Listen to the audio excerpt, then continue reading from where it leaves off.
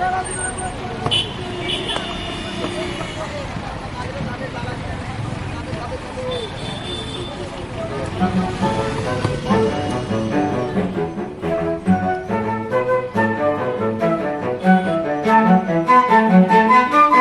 South Asia. Welcome to the podcast produced by the Department of Modern South Asian Languages and Literatures, South Asia Institute, Heidelberg. My name is Justyna Kurowska, and my guest today in On South Asia is Judhajit Sarkar from the Department of Modern South Asian Languages and Literatures, South Asia Institute, Heidelberg. Welcome, Judhajit. Thank you. Thanks a lot for having me here today.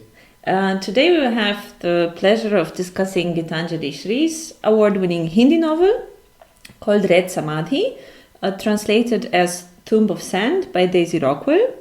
The book won International Booker Prize in May 2022.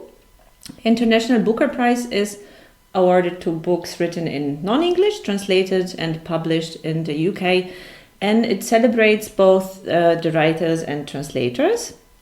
Tomb of Sand, published originally in Hindi in 2018, is the first Indian language novel to win that prize. The English translation came out in August 2021 in Tilted Axis Press, which was founded by translator herself, Deborah Smith, after her translation from Korean won the Booker International in 2016.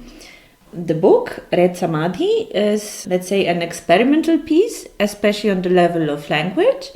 Its first part, called Peed, or Mass Back in English translation. This first part is extended from around 150 pages, and this Mass Back is the only part of our main protagonist's body, which is seen by the readers and other protagonists. And Shree herself mentioned in many of her interviews that this motive of this particular body part was her entry point to the story. For this entire longish section, we experience this elderly character who is voiceless, even nameless, we can say, desireless. And she is, although a part of a larger joint family environment, she's not actively taking part in life. She is actually renouncing life and her role or her act as a person, as mother, and she just simply refuses to live anymore. Initially, we as readers might expect this to be the main storyline of the book, but there are surprises awaiting. Yeah, you are completely right that the novel takes flight from this point where both we as readers and the other characters in the novel are kind of confronted with the mother's back. And as you pointed out, this is also the name of the first section of the novel, called Peet. The novel has three main sections. The first one is called Peet, the second one is called Dhoop or sunlight, and the third and the last one is called Had Sarhad, which can be translated as borders and boundaries. And each of these sections are then subdivided into mini chapters, which at times comprise just one or more paragraphs even. So there are chunks of passages and long paragraphs, and as you rightly say, that this is an experimental piece which it is difficult to categorize as either a family story or what nowadays is called a partition narrative, although all of this kind of come together in a complex storytelling. Although at bottom it is a family story, that there are a lot of experiments with storytelling techniques, with shifts in perspective, narratorial voices especially, and characterization as well, in the sense that although many of these characters are familiar, there are a couple of them whom we usually don't find taking center stage in a Hindi novel quite often. So characterization, narratological voices, these are all aspects that we need to kind of briefly discuss as we proceed with our discussion today.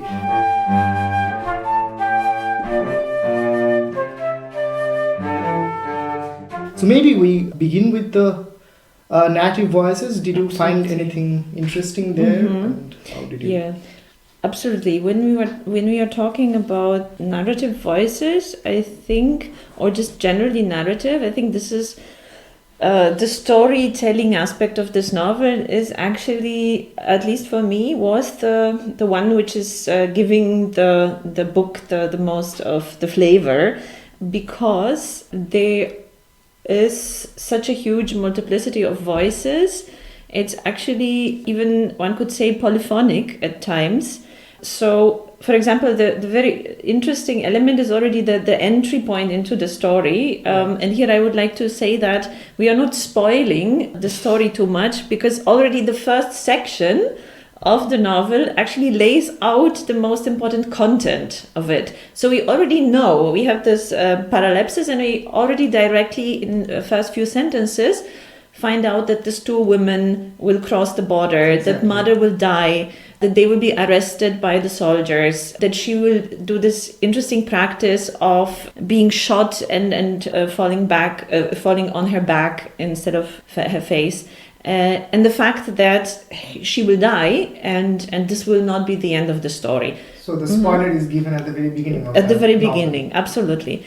And we have the other interesting element is that we have not just a single genre and a single narrative approach, but we have speeches, we have monologues, we have even something like mental letters, or, as you mentioned already, the single sentence paragraphs. Even in English translation, those are actually chapters. In Hindi, those are just sections which are slightly divided with a little bit of space. We have chapters narrated by birds, who are, by the way, excellent narrators. We have this main, or let's say we can call him the eye narrator, who just shows up, I think, just 3 or 2 times in the novel. And he is an unnamed friend of one of the protagonists, right, of Sid. And he is just there to observe the story, but he's not even the protagonist of the story. Yeah. And he sometimes takes over from this omnipresent narrator, and then sometimes certain protagonists again take control over the narrative and narrate certain chapters.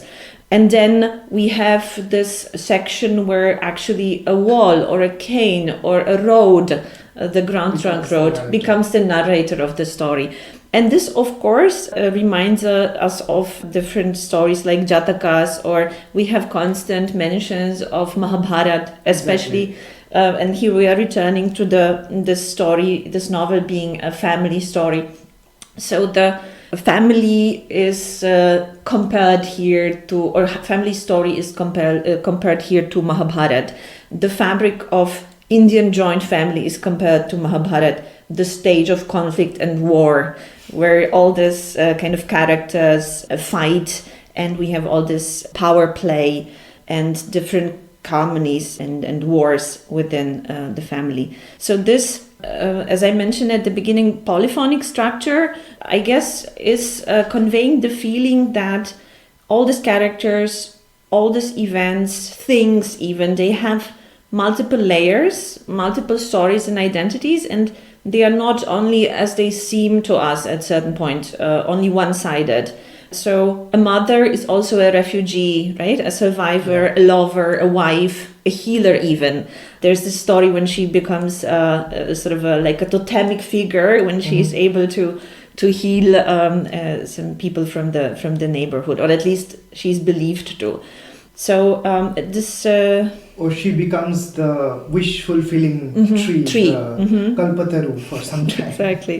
Exactly. Yeah, I think it's precisely these experiments, if one can call that, which prevents the novel from becoming a conventional realist novel. Because if one just tried to narrate this story in a linear fashion with all the characters in their right places, it could very easily have turned into a family saga of sorts, and having a very well-knit plot and very well-rounded characters. And what does not let this novel to turn into that sort of and to fall within the horizon of that sort of expectation are these different plays with narratorial voice and with language, characterization, some of the very play with modes of representation that makes it interesting and also keeps the reader engaged. We never get to know about the full development of these characters. It's not a Bildungsroman in any way.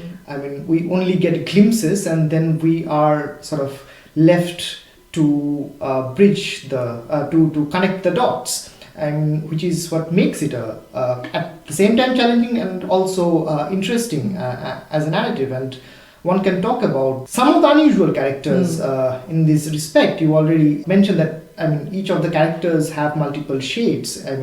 The mother is not just any other elderly lady in a traditional Indian joint family. It seems in the beginning that she is almost on her deathbed, and this is kind of the end for her. And there is also this, one can mention this as an instance in the very first pages, where the family members are trying to convince the mother to wake up and to go sit in the sun, play with the kids, or just take interest in everyday things. And she constantly says, nahi, no. And then that nahi, when it recurs again and again, becomes nahi. There is a homophony here, that no actually could be heard as new, that when I wake up, rather than I wouldn't wake up, it could also be interpreted as, if it was heard properly, that I will wake up only anew.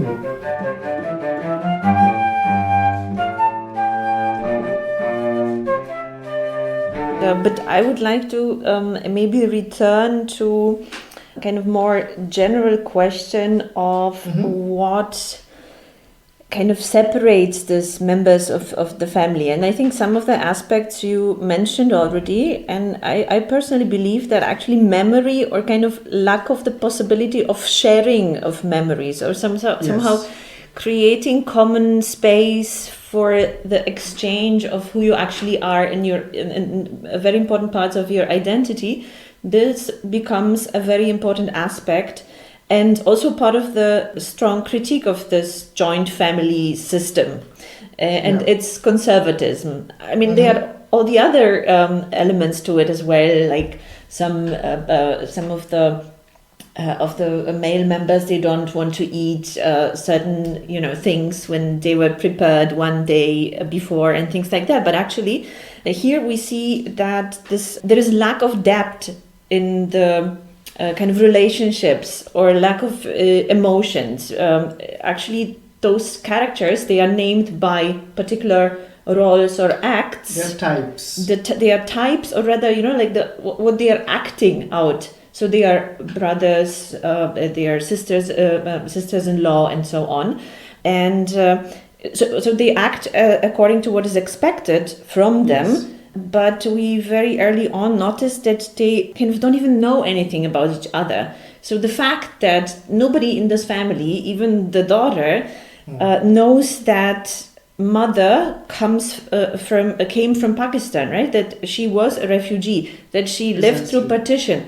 They all have these little tokens of this memory, like this statue of Buddha. Everybody knows that it's worth something, that is very ancient, but nobody ever asks where it came from. So there is not much of emotional or memory exchange happening in the family. Especially in the third part, the book becomes a reminder of yet another type of memory, which we could call a literary memory. We have examples from Partition literature, we have examples from Hindi and Urdu stories, and maybe you could take over and say a few words about this aspect of the novel. What one might call intertextuality, right? I mean, there is a very dense intertextuality in the novel. I mean, it's not very uncommon for modern novels to be intertextual, and one can perhaps recall what Roland Barthes had said about the structures of narratives, that each narrative is like a tissue of quotations, and that applies perhaps very well to this novel as well, because from very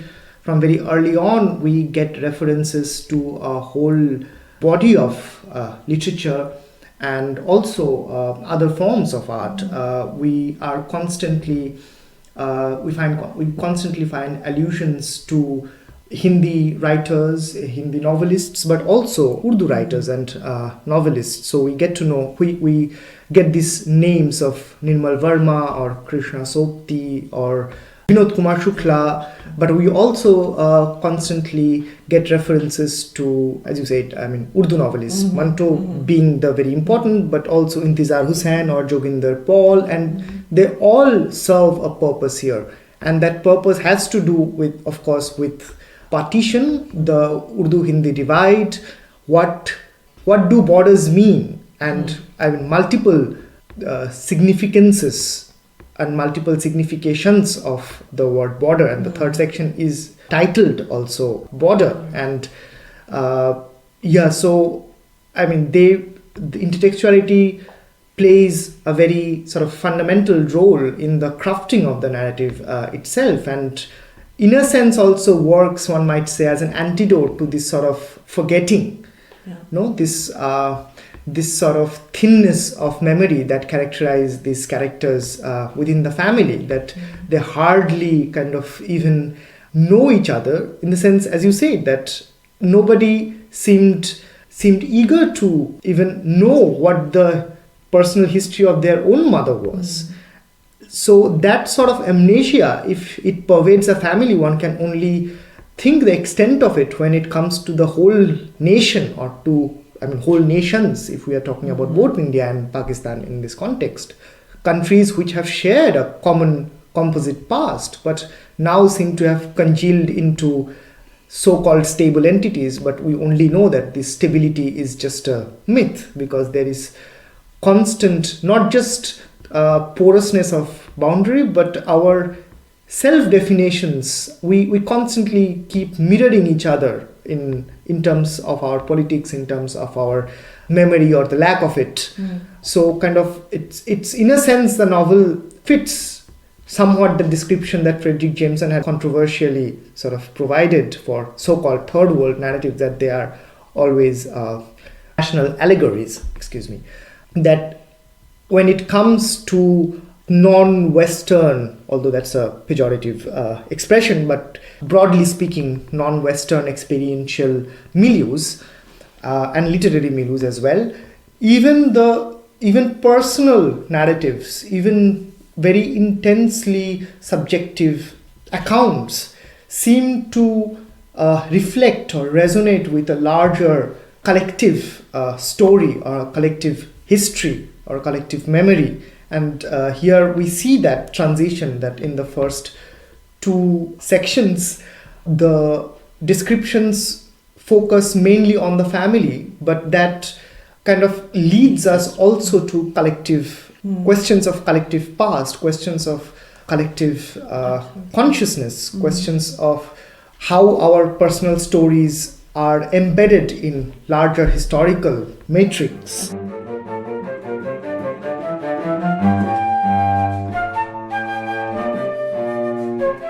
I think that also the transition between those two stories, between the second and third part, is absolutely beautifully done through this one chapter on borders, precisely.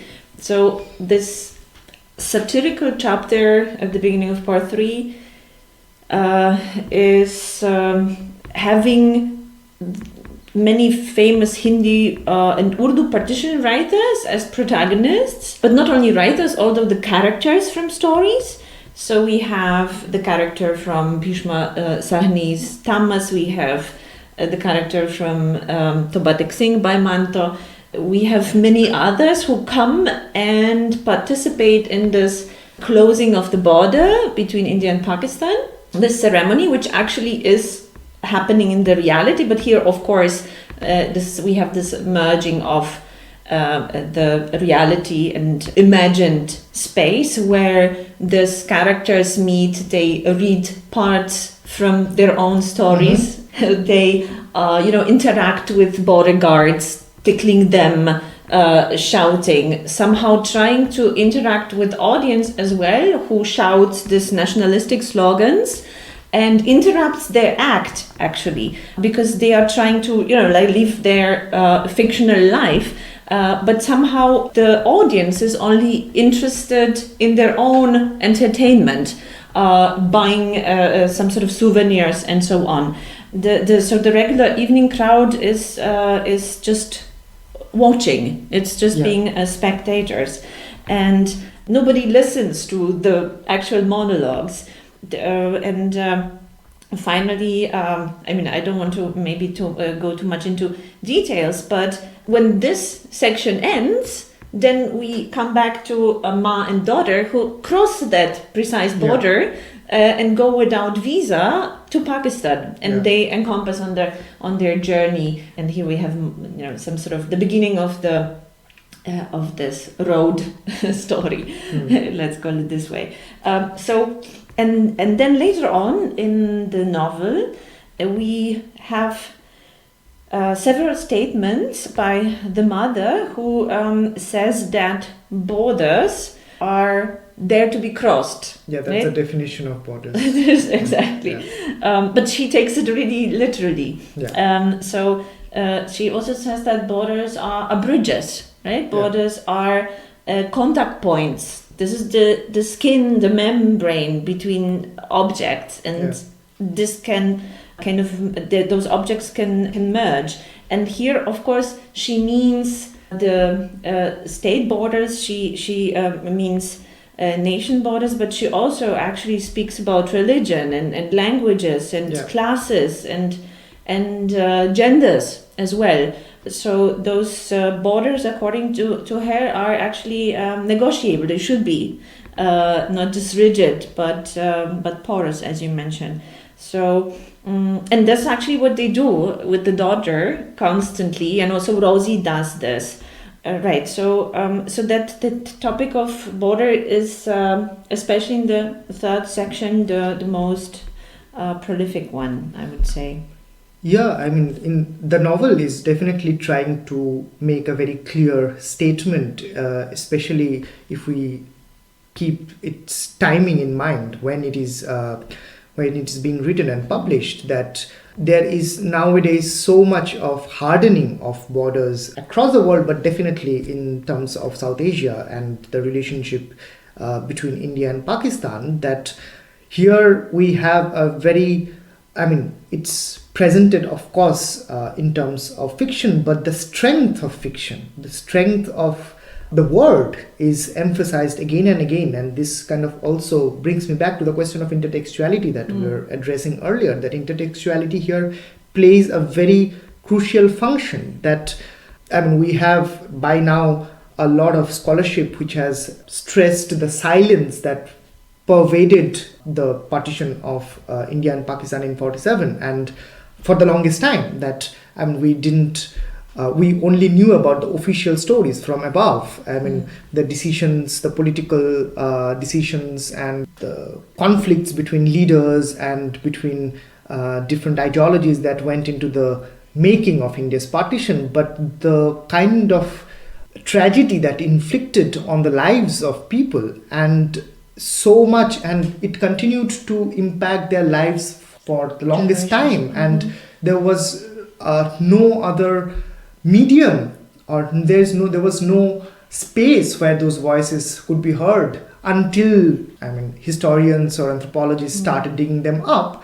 But there is also, when one talks about the other side of silence, to recall Urvashi Bhutalia's famous book in this context, we often tend to forget that although these voices did not become part of official narratives or even historical narratives, historical research for the longest time, the one space where we had these voices and expressing themselves was literature. And not just Manto, but a whole slew of writers, both Hindi and Urdu, have relentlessly reflected on the significance of the partition, what it has meant for the lives of millions of people. And here we find not just stories from above, but we find singular characters, we find singular narratives, lives of people which tend not to become part of official historiography. And that's one of the things that this novel constantly reminds the readers through these intertextual references to the writers who have written about partition or written about stories which are embedded in the event of the partition. And that's also what links it up to the question of borders. And as you say, that borders here in the context of border is a polyvalent word in the context of this narrative, that we are not just talking about geopolitical borders, but we are talking about borders between, as you said, the rigid borders between genders or bodies or languages, which are rigid only if we tend to think of them as rigid or if we politicize them in that manner. But borders are constantly crossed, especially, in the context of this novel, but also in terms of its political significance, the border between languages and the way they have been sought to be drawn. And we are specifically talking here about the Hindi-Urdu divide, the abiding Hindi-Urdu divide, which from an official point of view seems to coincide with the border between India and Pakistan, that it's assumed, and it has been assumed for over a century now or more, that religious identities are completely congruent with languages, as if the borders, if there are any, between groups, religious groups, that they also perfectly overlap with linguistic boundaries or literary boundaries. Even when people, scholars of Hindi-Urdu literature, when they're asked, at times they would recognize or acknowledge that the syntactic or basis of these languages are more than 90% similar, or even the lexicon is shared. So, that the divide between these two languages is political. They would talk about that despite this, how the literary traditions of these languages are separate from each other. But here we see, for example, that this doesn't stand the test of reality, that Hindi writers have responded historically to Urdu writers and vice versa. And Intizar Hussain, for example, gets a lot of space in this novel. Geetanjali Shree is not the first Hindi writer to bring in Intizar Hussain into her narrative. We have a very significant short story by another Hindi short story writer, Raji Seth, and that was called Ruko Intizar Hussain, Wait Intizar Hussain. And that short story also has partition as one of its constitutive elements. And the reason why Intizar Hussain is brought into the picture is because, as a Pakistani Urdu writer, writing in the midst of the officialization of memory, the Islamization of memory, Intizar Hussain was one writer who was constantly emphasizing and building his narratives around a composite past of the subcontinent. And here Geetanjali Shree also brings in Intizar Hussain precisely for that reason. Thereby here, the question of border therefore gets more and more complicated. And what we see, that the point that the novel seems to be making, as you rightly said in so many words, is that borders are there to be transgressed, and that's the very point of borders. They are contact zones.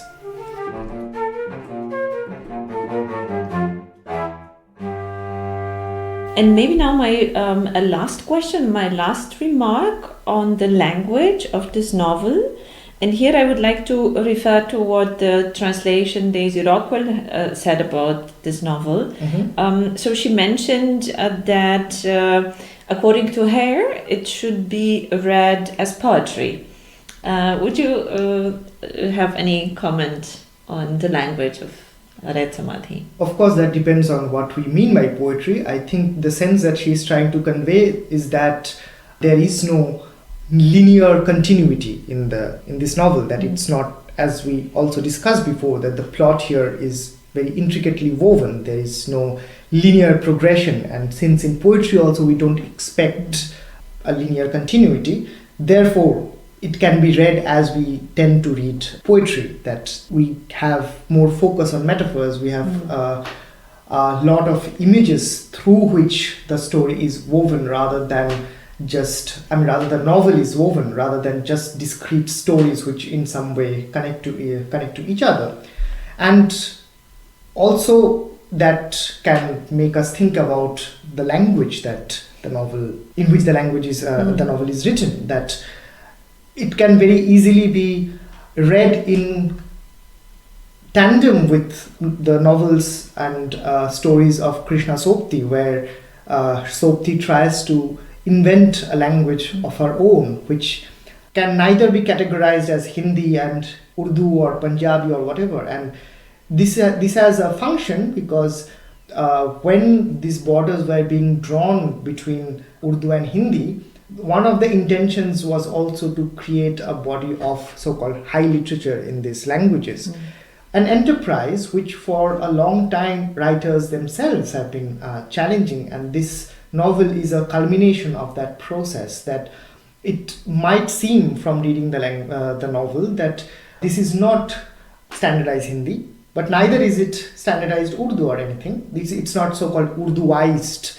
I mean, in the sense that Punjabi also in it, there is also Punjabi, and what the novel is trying to do. I mean, I am reminded of a quote by Proust where he said that masterpieces are written in a kind of foreign language.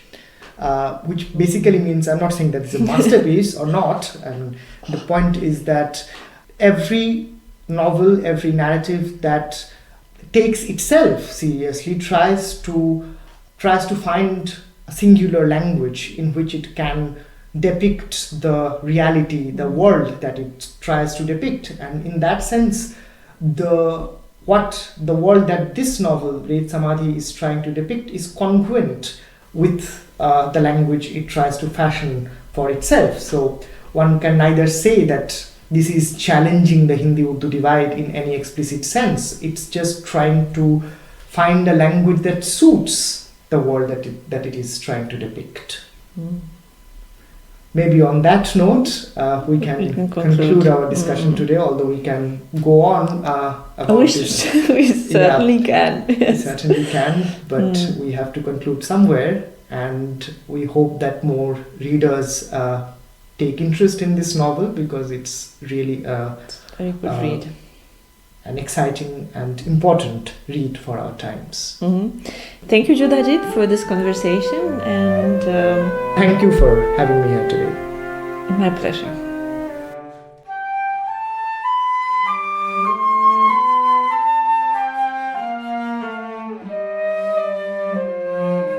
You've listened to an episode of On South Asia, a podcast by the Department of Modern South Asian Languages and Literatures, South Asia Institute, Heidelberg.